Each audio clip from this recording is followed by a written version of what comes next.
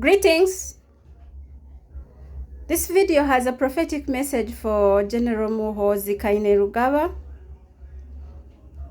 Please help and forward it. So the first part, I was showed a young man.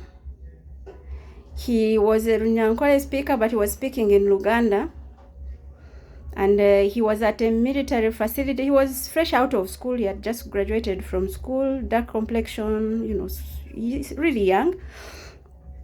And when he finished what could have been like an internship, whatever assignment he had to do, he sat down at the facility and he was like, he's not leaving, he's not going anywhere.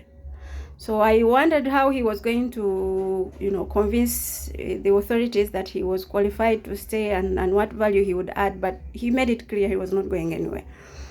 I wasn't given more details about him, but now I was showed what looked like, it was really a large piece of land, but it was bushy, up the hills, down the valleys, it was all bushy, and among the bushes there were soldiers. So I was told all those were Muhoozi's soldiers. So I was told that was his army. But what troubled me was the terrain. So it's like, it's so full of thorns, it's almost impossible to move.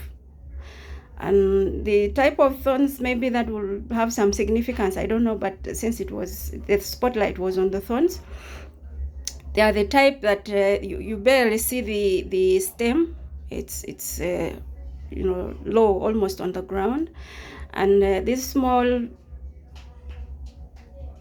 plants, so they're like tiny trees, brown in color, and you barely have anywhere to touch. They have the curved big thorns pointing upwards, so just even moving about was almost impossible.